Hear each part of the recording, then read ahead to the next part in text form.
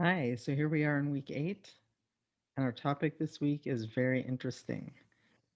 We're going to talk about things that have to do with cybercrime, and that might take you to a few places that you need to be a little bit careful about going. Have you ever heard about the dark web? Lots of stuff happens in the dark web that we don't have any idea about on the regular web. And so, one of the videos I show you today or this week is going to take a little bit of a dive into that area. Um, but be careful about poking around too closely because some interesting, well, not interesting, just be careful. Cybercrime's no joke. So it used to be that people used to go into banks and rob banks. And I kind of joke around and say, well, that still happens in the Victor Valley because it seems like once a year or so, somebody actually walks into a bank and robs it. But really, the big crime transactions don't happen in the real world anymore. They happen in the cyber world. And so money gets transacted. Oh, I don't know. Would anybody really notice if $2.73 got transferred out of your account? Probably not. People don't pay that close of attention really most of the time. And so how could that be a, big deal? Well, what if you did that times a million accounts? That would add up. So there's lots of other cyber crimes to talk about. Our policy briefs this week do a really good job about covering some really interesting topics like online predators and piracy, things like identity theft and cybercrime, and even how do you enforce this? How do you identify it and enforce it? So I'm going to take a little bit of a different tack. So let me do a screen share and I'll show you where we're going to go this week. And so we're in week 8. We're 2/3, is that right? 2/3 of the way through, 6/8 of the way through, 3/4 of the way through. And yeah, it's not a math class. So start with the video and the checklist. And then this ethical issues in cybersecurity research. It's really interesting. It's a little bit long. It's about 50 minutes long, but about 20 minutes or so is the actual lecture. It's from UC San Diego from a professor in computer science, specifically cybersecurity. He's talking about some different issues that come up when you're researching cybersecurity. And so he talks about that. And then they have about another 20 or 30 minutes of questions from the audience. And so that part's actually really good too. So I think you'll find this brings up, they're talking about, so what are the problems when you go to do research? Like how far can you go if you're hacking into somebody's site to see if it got any vulnerabilities? Like do you tell them beforehand or do you come up afterwards and say, oh, by the way, this is what I found? Anyhow, he talks about a number of different issues in this video that are very interesting. Down here in the Learn section, there's a TED Talk that talks about where does cybercrime really come from? And I think you might be surprised to find out a few of the places that it talks about. And then this one, Cybercrime, a look at combating cybercrime and its dangers worldwide. This is kind of an interesting article, the way it's put together. It's a story map from ArcGIS. And if you scroll down, there's a lot here. It's pretty current. It was just about a month and a half ago that this came out.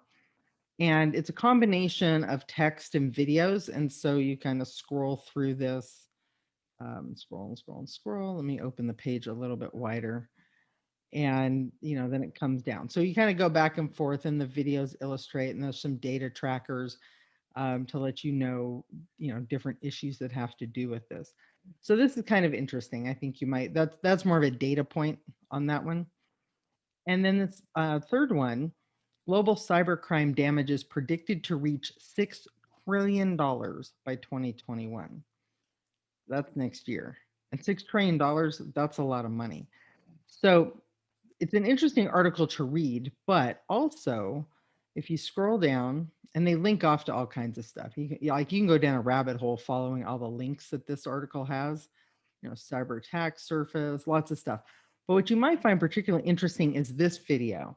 It's only about 8.5 minutes long, and they talk about careers in cybersecurity, specifically like how do you get into them. And according to him, and I want to say this article is 2 years old, But so as of 2 years ago or so, when this article was written, he's saying that there's a 0% unemployment rate in cybersecurity. Pretty much, if you have the degree and you have the skills, you got the job.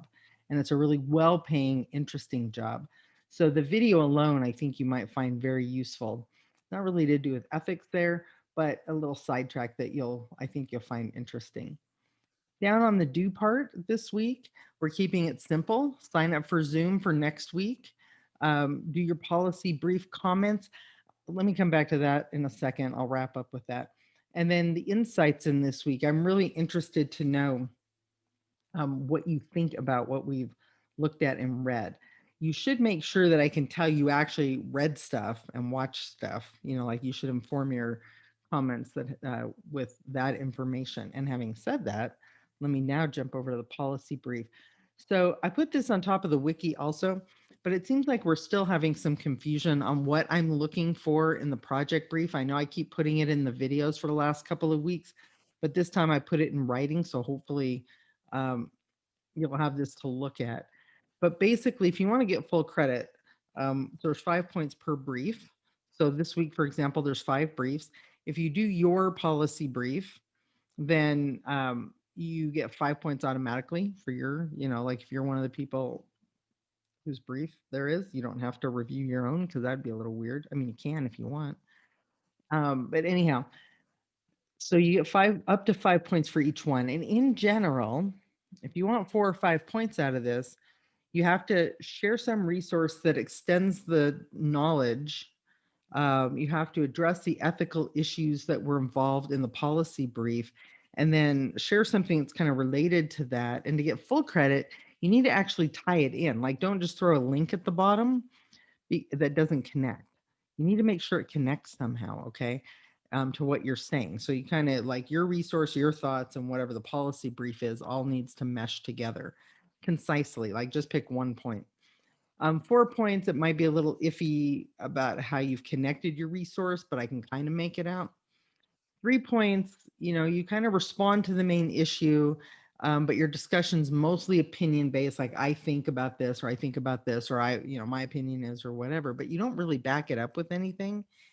And then 0 to 2 points, like I'm still getting quite a few people that are just like, oh, I agree, that's really interesting. I think we should blah, blah, blah, blah, blah, whatever. Okay, so I kind of base that off of that. So that's your grade scale, 0 to 5. Hopefully that pulls back the curtain a little bit. Like I said, I put that on the wiki itself, so you can see that right there. And um, that really is about it this week. I'm going to let you go because I'm running late on getting this video out. And that one Think video is a little on the long side, but we'll definitely talk about it next week when we meet in Zoom. So have a really good week. Don't get too freaked out about what you're seeing about cybercrime. Keep your passwords safe. That's always good. And I'll talk to you soon.